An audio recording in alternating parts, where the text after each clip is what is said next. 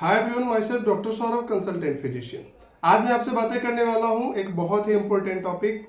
यह एक बहुत ही कॉमन प्रॉब्लम है, बहुत सारे महिलाओं में ये देखने को मिलता है कि एक महीने में 2-3 बार पीरियड का आ जाना। बहुत सारे लोगों का क्वेश्चंस रहता है, डॉक्टर साहब महीने में तो एक बार हमारे पीरियड्स आने चाहिए जो कि नॉर्मल है, लेकिन ऐसा देखा जा रहा है कुछ दिनों से कि कुछ महीनों से कि हमारे पीरियड्स जो हैं महीनों में 2-3 बार आ गया।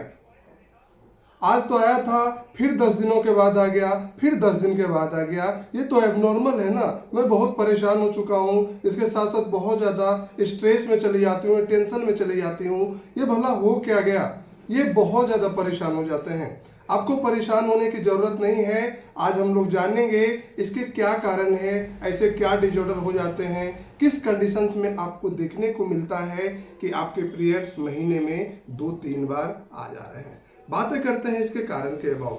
पहला जो कारण देखने को मिलता है, अगर आप महिलाएं स्ट्रेस में रहती है, टेंशन में रहती है, बहुत ज़्यादा चिंता करती है, बहुत ज़्यादा कुछ सोचती है, तो उस कंडीशंस में भी देखने को मिलते हैं कि आपको ऐसे कंडीशंस हो सकते हैं। महीनों में 2-3 बार पीरियड्स हो सकते हैं। दूसरा कंडीशन होता है हार्मोनल डिसबैलेंस। अगर आपके हार्मोन में किसी प्रकार का डिसबैलेंस हो रहा है, कम रहा है, बढ़ रहा है, कभी बढ़ गया, घट गया, तो उस कंडीशंस में भी आपके पीरियड्स में ये चेंजेस देखने को मिल सकता है।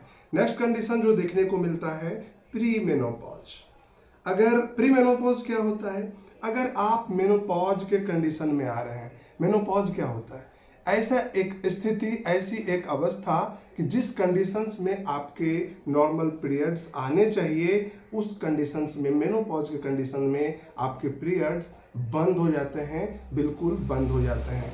तो ये देखने को मिलता है कि 40-45 ईयर्स के बाद ये कंडीशंस मेनोपॉज का देखने को मिल जाता है। लेकिन अगर आपको ये मेनोपॉज आने वाला है तो ये कंडीशंस ध्यान रखिएगा कि जब भी आप 35 के ऊपर होने लगते हो तो उस कंडीशंस में हार्मोन का कुछ डिसबैलेंस होता है, प्री मेनोपॉजल कंडीशंस आता है। उस कंडीशंस में आपके पीरियड्स में गड़बड़ी देखने को मिल सकती है, आपके पीरियड्स में चेंजेस देखने को मिल सकता है।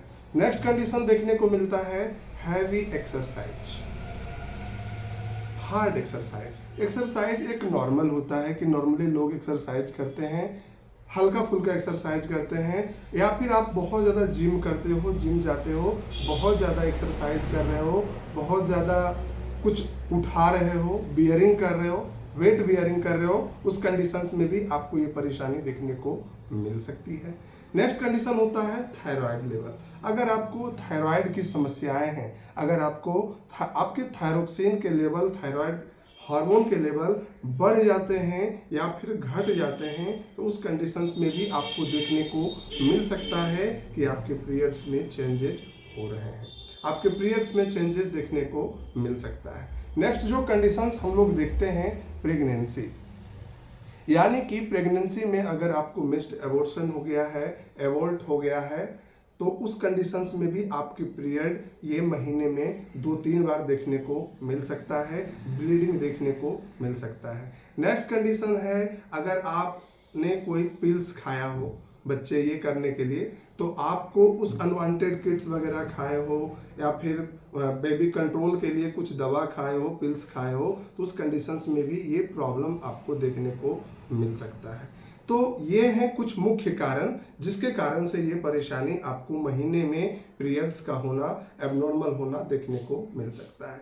इसके साथ साथ आपको कुछ मेडिकल कंडीशंस देखने को मिल सकते हैं, मेडिकल प्रॉब्लम, मेडिकल डिजीजेस देखने को मिल सकते हैं, जिस कंडीशंस में आपके पीरियड महीने में 2-3 बार होने के चांसेस हो सकते हैं। अगर आपके यूट्रस में, बच्चेदानी में कुछ कंडीशंस ऐसे हो गए हों जैसे कि फाइब्रॉइड, इंडोमेट्रियोसिस या फिर कोई अदर डिजॉर्डर, कुछ इन्फेक्शंस हो गए हों जो कि आपके इंडोमेट्रियम में प्रॉब्लम क्रिएट करा रहा हो, प्रॉब्लम डेवलप करा रहा हो, उस कंडीशंस में भी आपको ये पीरियड्स में प्रॉब्लम देखने को मिल सकते हैं। नेक्स्ट कंडीशन होता है लाइफ स्टाइल।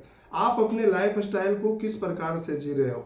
बहुत सारे लोग बहुत ज़्यादा लेजी होते हैं, कुछ काम नहीं करते, बहुत ज़्यादा लगता है कि आराम से ही कुछ भी खा रहे हैं, अब उनका डाइट सही नहीं है, फिजिकल एक्टिविटी सही नहीं है, वो टाइम टेबल खाना नहीं खाते हैं, टाइम टेबल जो वर्क करने चाहिए वो नहीं करते हैं, पानी की मात्राएं अच्छे से नहीं लेते हैं, ज़्यादा उन्हें सोना पसंद है, फिजिकल एक्टिविटी पसंद नहीं है, तो उस कंडीशंस में भी आपके पीरियड में इस प्रकार के चेंजेस देखने को मिल सकते हैं।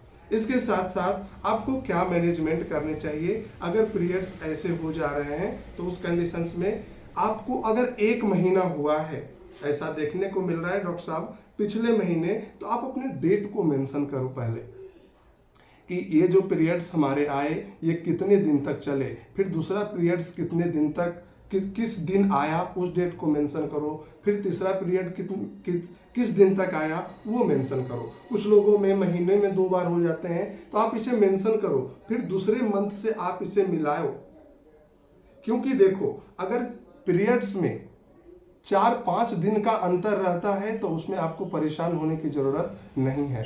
कुछ लोगों को देखने को मिलता है 28 दिन में आए, फिर कुछ लोगों का होता है डॉक्टर साहब मेरा बहुत क्लियर है कि 28 तारीख को आया, फिर आगे 28 दिन के बाद वो पीरियड्स आएंगे, मेरा सारा कुछ सही है। अगर उसमें 4 दिन, 5 दिन, 6 दिन, 7 दिन का बढ़ रहा है या 5 दिन घट रहा है तो वो नॉर्मल है, आपको परेशान होने की जरूरत बिल्कुल भी नहीं है। लेकिन ये 1 महीने हुए तो आपको ऐसे चेंजेस के कारण ये देखने को मिल सकते हैं। लेकिन अगर ये चीज 2 महीना, 3 महीना, 4 महीना से रिपीट हो रहा है, आप बहुत ज्यादा परेशान, नॉर्मल सी बात है कि ब्लीडिंग होगा, ब्लड शेड होगा, ब्लड ऊज होगा, तो आप हमेशा इरिटेट रहोगे, वीकनेस होगा, कमजोरी होगा, कुछ काम करने का इच्छा नहीं करेगा, बैक में दर्द होगा, पेट में दर्द होगा, ब्लीडिंग के समय दर्द होगा, डिस्मेनोरिया के कंडीशंस, वीकनेस लगेगा, भूख नहीं लगेगा,